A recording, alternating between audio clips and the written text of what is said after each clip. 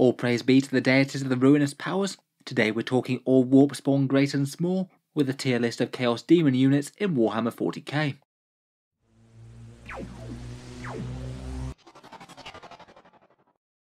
Hello and welcome back to Auspex Tactics, where today we're talking Warpspawn clawing at the boundaries of reality, and about how the forces of Nurgle, Khorne, Slaanesh and Tzeentch stack up in Warhammer 40k.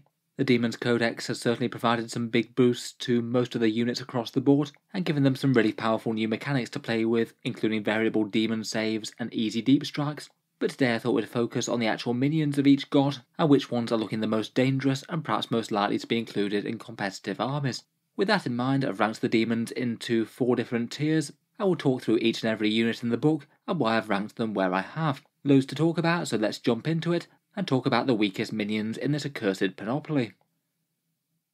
So first up, we'll start with tier 4, perhaps some of the weakest units in the codex in my opinion, ones that just really don't seem in any way worth the points paid for them. First up we have Epidemius, the Tallyman of Nurgle. His previous ability before the codex update was great. It allowed you a progressive buff to every Nurgle unit on the field, and it made fielding an army with him in really quite interesting, and even good for other Death Guard allied demon engines and things. Now he's merely a tough herald with just a single cast, and his tally mechanic now just gives you the chance of gaining a few extra Warpstorm points, though I'd argue probably not quite enough to make a big difference to the game. Super underwhelming for the points cost in my opinion, and the HQ section is really congested anyway.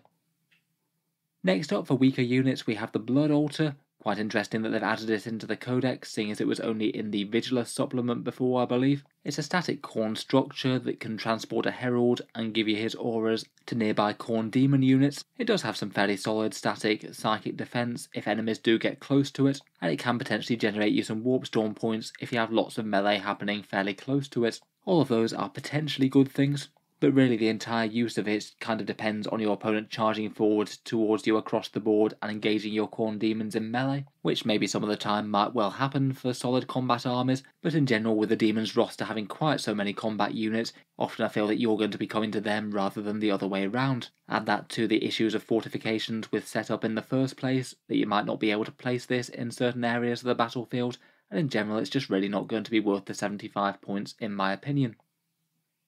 Finally in this tier we have Tzeentch's Changeling, a unique character herald that swaps out the additional cast that the Changecaster gets to basically get quite a fun and fluffy ability to copy the infantry stat line of a unit that it's fighting, and maybe punch at least a little bit hard in melee if you do manage to engage the right thing. The infantry thing is quite fun, but it just seems super situational to me. You're going to need to be able to engage something that's really quite fighty, and even then you're going to have a reasonable chance of that thing just killing you anyway, with only a 5+ invul save to save you. Lords of Change and the Herald on Chariot both seem really efficient units to me, never mind the fact that I think it's usually just going to be more efficient just to have the standard Changecaster with an extra cast, rather than going for that funky infantry mechanic that's going to be completely useless against certain armies. Moving on to some slightly better choices, here we have tier 3. Most of these I would consider usable, but perhaps overshadowed by other choices, and I feel like for the most part they might just be slightly niche units, maybe not spammed in too many lists. First up we've got a whole chunk of HQ choices. The Demon HQ section is just massively bloated, about half the choices in the book are HQs, and it just means that anything that isn't super standout just is going to get completely passed over in favour of the good stuff. I feel that quite a lot of these in other codexes wouldn't be particularly bad units, but I feel like they're generally just less interesting than some of the other choices that we'll talk about further up the list. Just to run through them quickly, auto-casting on the blue scribes is great, but the randomness really turns me off. You might get something useless or useless and you've got no control over that. Karanak's alright and does bring the Fleshhound keyword, though with Bloodthirsters, Scarbrand, Skulltaker and the Bloodthrone in the mix, I feel like he's just not the strongest Khorne HQ. The Mask I just feel maybe doesn't have enough raw damage and defense to justify itself as a frontline HQ unit, even if the debuffs are okay. The Bilepiper Poxbringer and Spoilpox Scrivener all are okay for buffing Nurgle units, but at least from a first take I feel like that's generally not going to be the best way to go for the codex. Perhaps throwing good points after bad in an attempt to justify it. Could be okay if you're trying to make Plague Drones work though. Celeste is fairly hard hitting but quite expensive and really quite fragile as well. Fairly similar for the Epitome. Horticulus Slimux is fairly durable and okay in melee. I do think that the terrain thing that he does is quite fun, though it's just not super practical in my opinion. The standard Cornet Heralds on foot and on Juggernauts just don't seem quite as good as Skulltaker or the Bloodthrone. Maybe out of these, the Slaanesh Heralds on the foot and chariots might be a little bit closer to the next tier up. Some of the Slaanesh spells can be pretty effective when buffing demonettes, and that could allow you to double down on that. It is possible I might be underestimating some of those, but in a codex with so limited HQ slots, they just perhaps aren't the ones that most jump out to me as ones that I'd really want to practically include in a list. Moving on for tier 3, we've got the Plague Drones. They do perhaps feel like the Nurgle unit that if you are building synergies around them would be quite tempting to buff up with various different spells or character buffs. As Nurgle units they are pretty tough, I'm just not quite sure their damage is quite far enough there for the points to actually justify them in that role. If you were going for Nurgle frontline units, I'd be a bit more tempted by Beasts and that horrendous regeneration thing that they've got going on. I have seen quite a few people experimenting with Beasts of Nurgle since the codex dropped. Seekers, I think, are kind of overshadowed by Demonettes. Basically, all you're paying for with these girls is a Demonette but faster. They do have ridiculously quick movement and could easily be threatening first turn charges, but they have the downsides of not being objective secured, not filling troop slots, and being cavalry doesn't help too much with terrain either. With a 10-inch move, I do feel that Demonettes are just about adequately fast already. The Feculent Narmor for Nurgle I think is interesting, but probably going to be a bit of a niche choice again. It is quite interesting in that it's got forward deployment and also the Warp Locus for Nurgle too. It could allow you to deliver some demons up front, though Nurgle perhaps seems like the force that cares about that least, to be honest. They're more about taking the punishment and chipping away with attrition, as opposed to big damage combos delivered out of reserve. It doesn't hurt with a little extra -1 to hit though, and potentially even a bit of damage if the opponent gets too close, though it does have fortification deployment issues, and if there's nowhere good to deploy it, then it's not going to be moving anywhere. Next up, I've chosen to rank the Great Unclean One and Rotigus down here. I feel that out of the 4 greater demons at the moment, they're probably the least interesting, though even then I would say that they're probably towards the top of tier 3 as opposed to towards the bottom. I don't think that they're terrible units, they certainly are decently tough for the cost with the big toughness 9, but maybe just struggle a fair bit from the damage point of view, and might well either be ignored or screened with their slow movement. Even then, I would say that they're not terrible. Having a big sturdy anchor that can just push up towards an objective is no bad thing. If you are going to run a Nurgle-centric list, you are still going to bring one of these along, I feel. Next up, we've got the Blood Crushers. Again, perhaps one of the units in tier 3 I might have been towards the top, maybe would have given them low tier 2 if I'd been generous.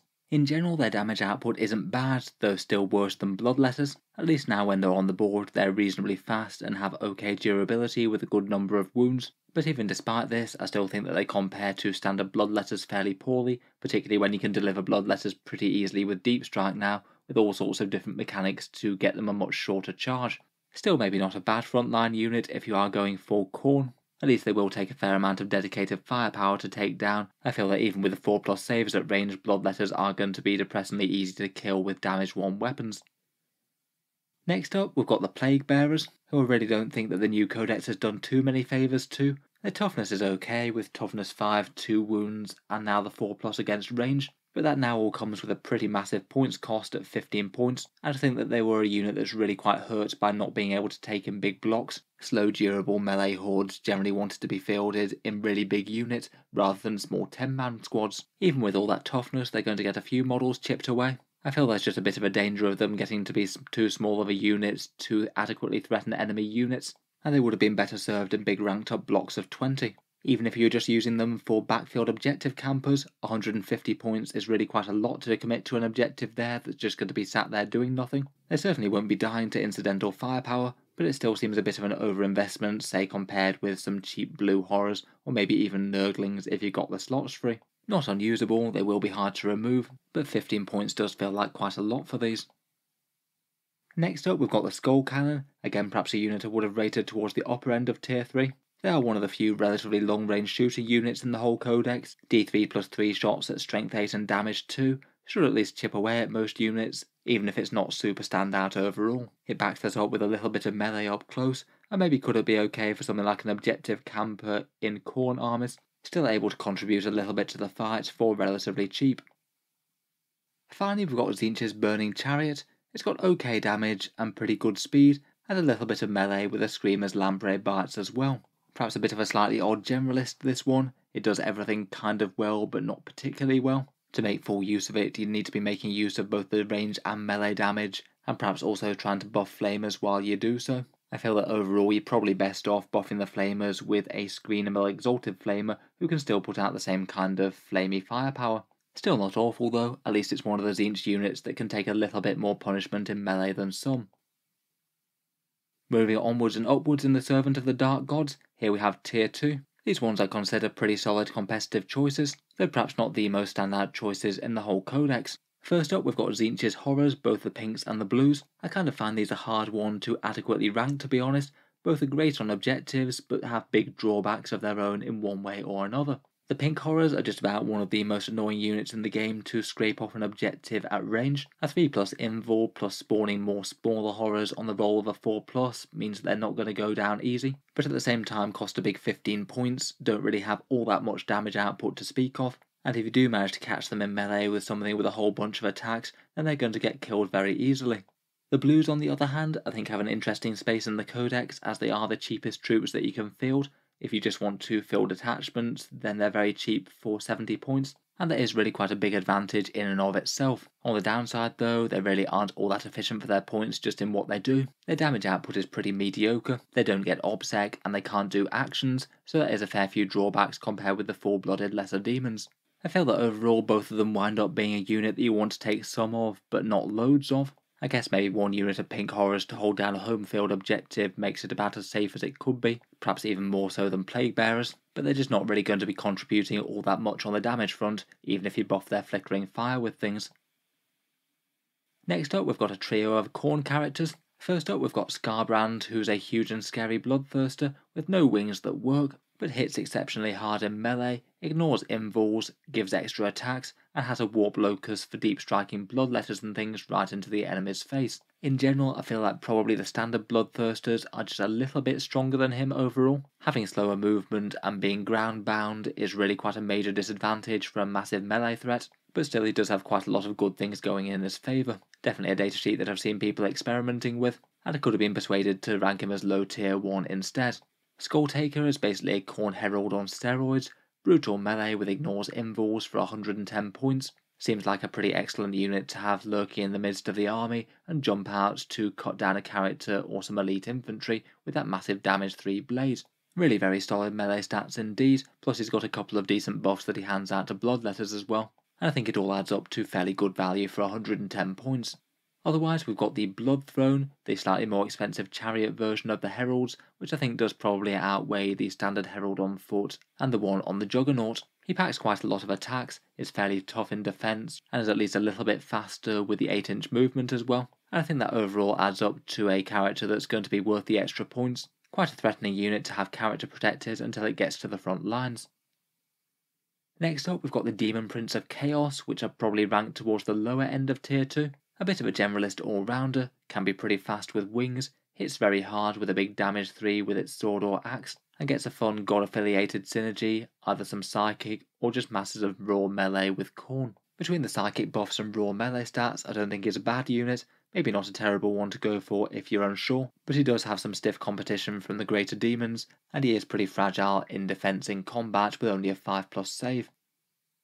The Fiends of Slaanesh to me feel like the heavy hitters of the Slaanesh army, fast, tough and fighty, and for the cost I think they're a fairly solid melee threat to medium infantry with a flurry of damage 2 and damage 3 attacks. They've got a pretty awesome threat range as well, 14 inches plus a charge, and are a little bit tougher in combat than they should be with an extra -1 to hit, though they did lose their no fallback mechanic. Pretty solid overall, I think that you could easily justify a few of those in a Slaanesh list.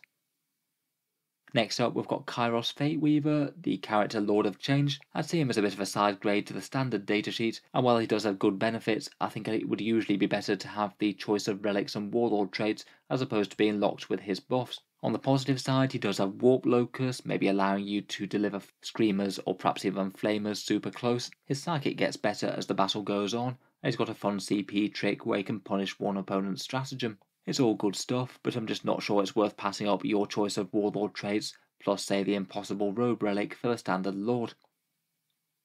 Sticking with Tzeentch, we've got the Tzeentch Heralds on foot and on disc, that's the Changecaster and the Fluxmaster.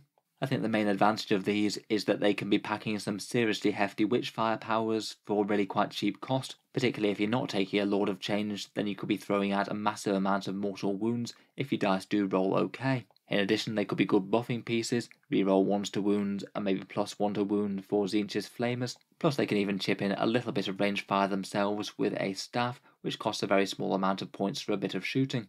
They both seem pretty effective for the points cost, to be honest. I would maybe argue that the chariot version of them is perhaps a little bit more efficient overall, though if you've got limited points to spare or if you just wanted a cheap one, then these guys both work great.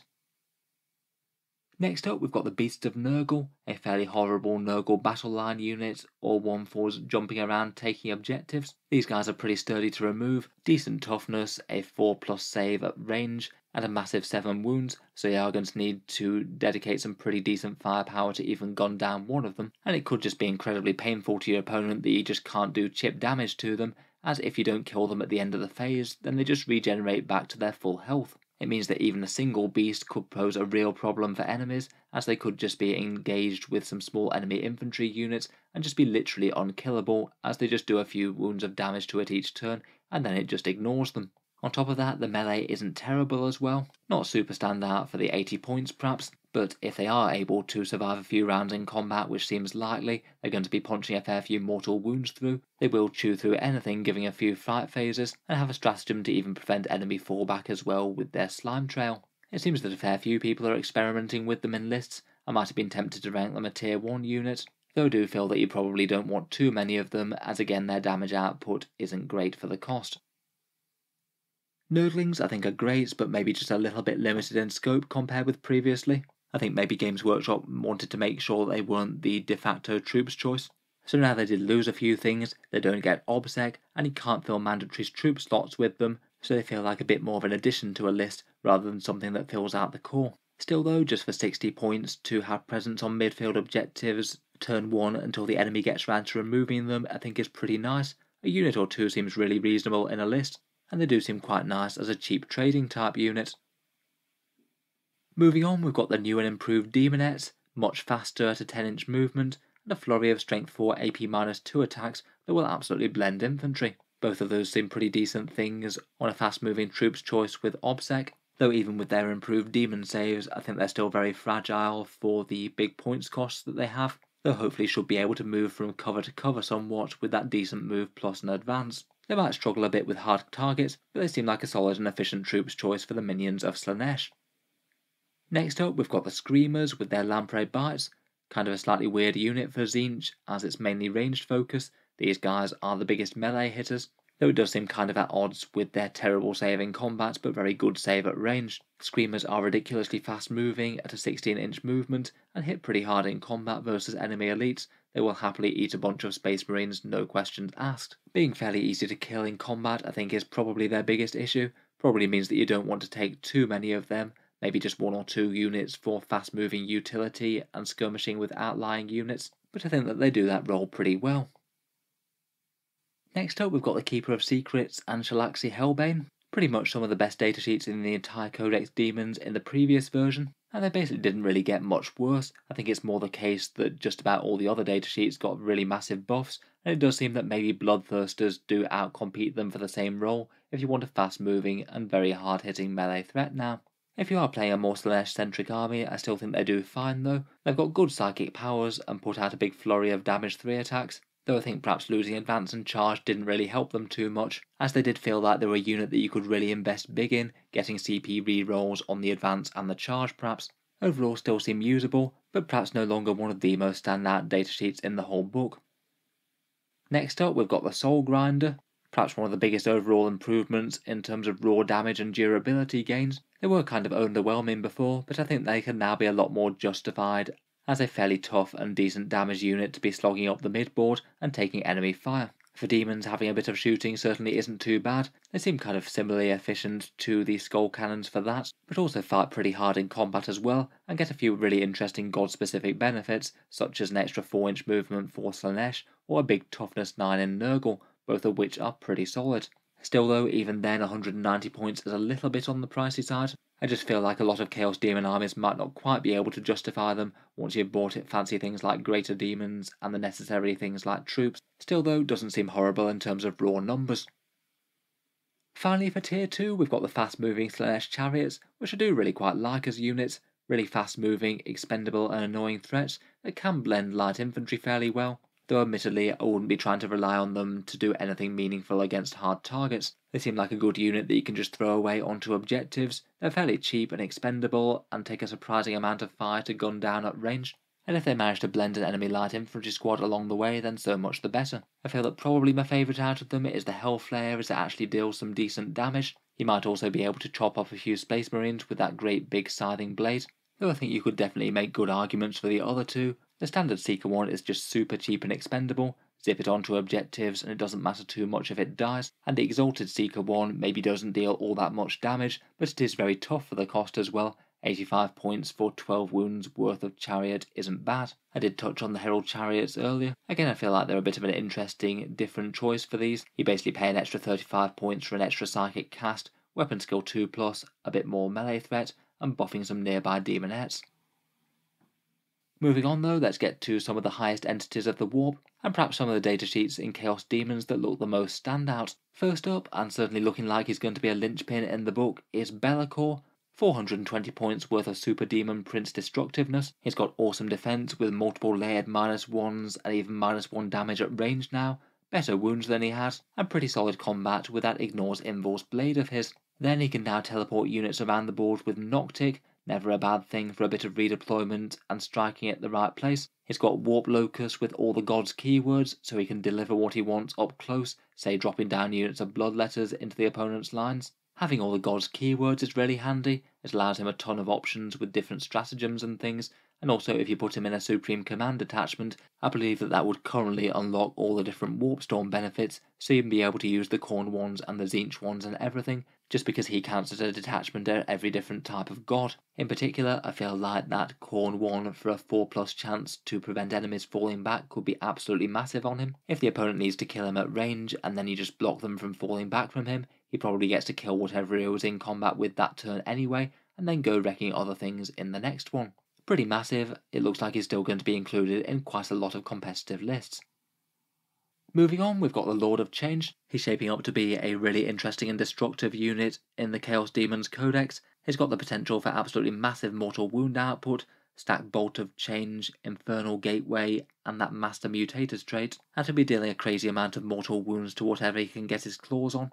Master Mutator deals an extra mortal wounds to anything hit by him on the roll of a 2+. If he manages to target a big unit that's quite close to a bunch of other enemy units, you could easily be looking at something like 15+ mortal wounds out of this guy with a decent turn of rolling. On top of that, he's got decent movement and a teleport stratagem if he needs to deliver it somewhere key. He's stupidly hard to kill at range with a 3+ super invul, plus the impossible robe which can allow him to ignore a single failed save each turn, though admittedly he will be a fair bit easier to wipe out in melee, so he does require a bit of screening and not being exposed to the absolute scariest elites of the foe. Still though, it seems really intimidating. He's got a bunch of great warlord traits to pick, and having access to crazy mortal wounds on tap is pretty massively destructive.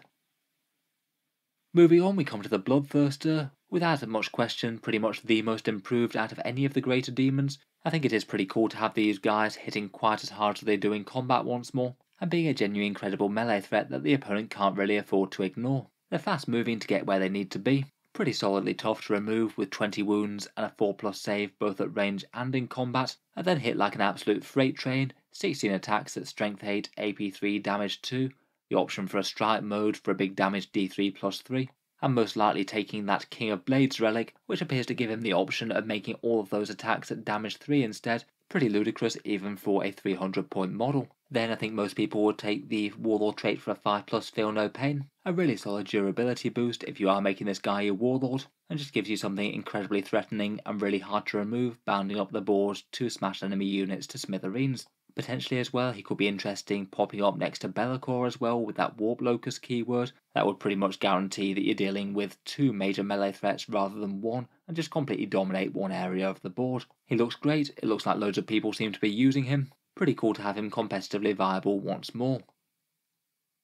Next up, we've got the Foot Troops of Khorne. Bloodletters really look like they're out in force in Chaos lists. The Hellblades went to the brutal Strength 5 AP -2, which is pretty mad on a 13 point model, and one that isn't super fragile either, with the Toughness 4 and 4+ save against range. Still though, with relatively slow movement, they really like the new Deep Strike rules, there's so many ways that you can get very short charges on them, either coming out of a warp locus, attacking an enemy with low morale, or potentially counter-attacking from your own deployment zone and setting up very close. Their banner stratagem is pretty handy as well, giving them a 3d6 charge drop the lowest, which even further increases the odds of making a long one. Then when they do get to combat, they've got quite a lot of character buffs available, command phase abilities if they started on the board, and reroll auras if they didn't. In general though, a whole flurry of strength 5 damage 2 attacks should do a decent number on most elite infantry at least. Next up, the Fate Skimmer Herald on the Chariot is looking rather interesting for Tzeentch. He is a decent chunk more than the Disc Herald for an extra 30 points, but I think that he has enough benefits to make the extra cost worth it. Like the one on the disc, he's also a very fast casting machine, but backs that up with a decent melee threat with a bunch of lamprey bites from the Screamers, and is also far harder to take out from snipers or an opportunistic charge or something. He's got 9 wounds and higher toughness, so isn't just going to die to incidental attacks. I feel like he's pretty usable, either jumping around buffing flamers, or just dealing mortal wound damage, provided the Lord of Change isn't using the good witchfires. He can give the flamers reroll 1 to wounds, and potentially plus 1 to wound as well with a psychic spell, and also potentially has the option to buff Screamers in the command phase as well, if they are going to be zipping off miles away and making a long charge. Overall a pretty strong all-rounder, and he can also use that teleport stratagem for 1 CP as well. Quite a big deal when he's both a decent buffing unit and a dangerous threat too. Moving on, we come to Fleshhounds, which I must admit maybe I was being a bit optimistic putting in tier 1. I feel like perhaps they should have been a tier 2 unit instead maybe. Still though, a fast and dangerous Khorne unit, a bunch of strength 5 attacks that are damage 2 on the charge, 3 attacks per model, and I think they provide a bit of a better on the board type unit compared with the Bloodletters, which I think often want to be in Deep Strike. They move a bit faster than the Blood Crushers, plus you get more of them for the cost, and I do think that they're particularly interesting for their turn-off psychic stratagem, which if a psychic happens to be anywhere near Fleshhounds, then it means that you can just nullify the power on a roll of a 3+. They do seem pretty effective skirmishers in a Khorne-centric list, and I have seen quite a lot of people using them in competitive armies, maybe optimistically a lower tier 1, but certainly a solid tier 2 at worst. Next up we've got the Exalted Flamer. Again a unit far more relevant than most due to flamers being ridiculous now, and we'll get onto them in just a second. This guy's 75 points, either spits out a bunch of anti-tank shots or a flurry of anti-infantry hits. His damage output isn't terrible for the cost, particularly considering he's a character that can be screened, but giving the flamers an extra +1 strength to get them up to strength 5 I think is really quite solid, and he can even combine that with other buffs. Cheap and effective, and buffs perhaps one of the most standout units in the Codex, so I think they're going to get included quite a bit. Probably not quite at the point where they're worth really spamming though, maybe 1 or 2 to escort flamer units.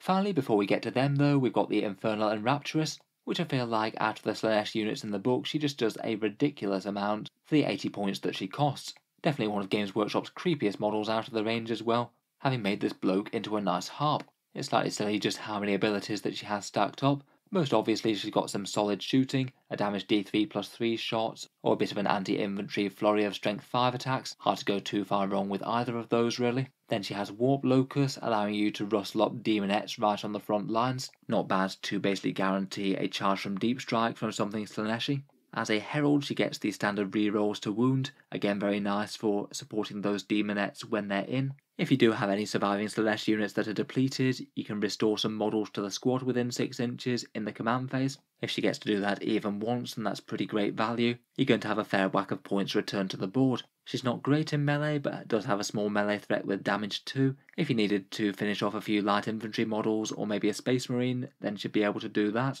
And on top of all that, she's still got the ability to make enemy psychers perils on doubles as well. Not something that Grey Knights or Thousand Sons are going to want to see. If you're running a decent amount of Slaanesh units, then it seems like she's a very easy choice to make. Even if you only manage to use a few of those abilities over the course of the game, then they're likely going to justify the 80 points HQ slot.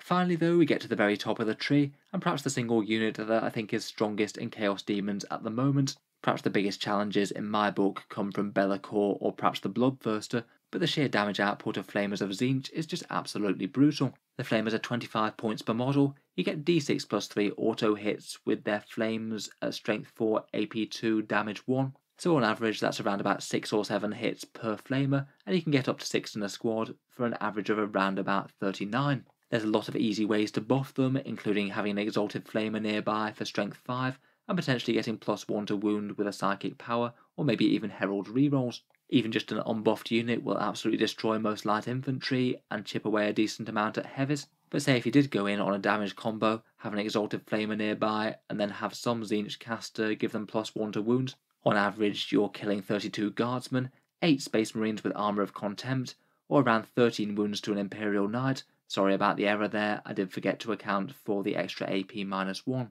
And they at least ignore some major damage barriers, such as not really caring about -1 damage on heavies.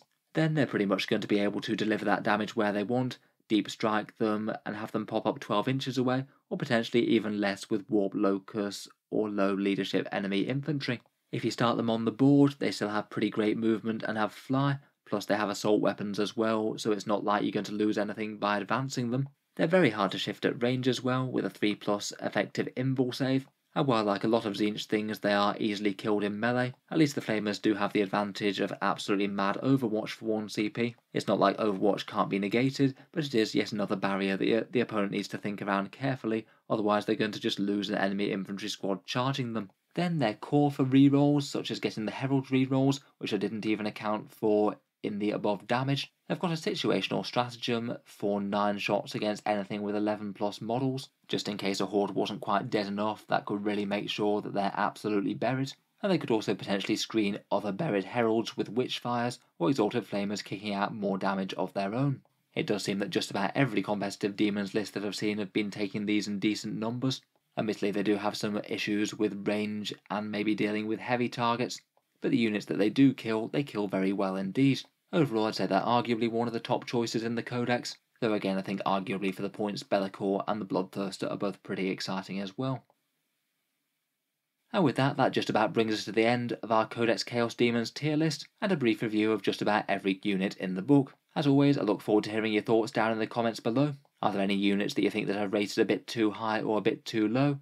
Tell me which and why down in the comments. If I'm sufficiently persuaded by any, then I'll mention it in a pinned comment. At time of recording it is slightly early days still, they haven't been tested all that much in the fires of tournaments. It's quite possible that I might be missing some very big things for certain units that hasn't entirely been discovered yet. Still though, I look forward to reviewing some demon lists on the channel when we get some, so stay tuned or subscribe if you'd like to see that. Finally, if you have been enjoying the videos on the channel, I would just like to quickly mention that Auspex Tactics does have a Patreon page, and you can find that down in the video description below if you're interested. The channel's Patreon is what allows me to keep on making videos like this quite so regularly, so if you are enjoying quite a bit, any support is enormously appreciated.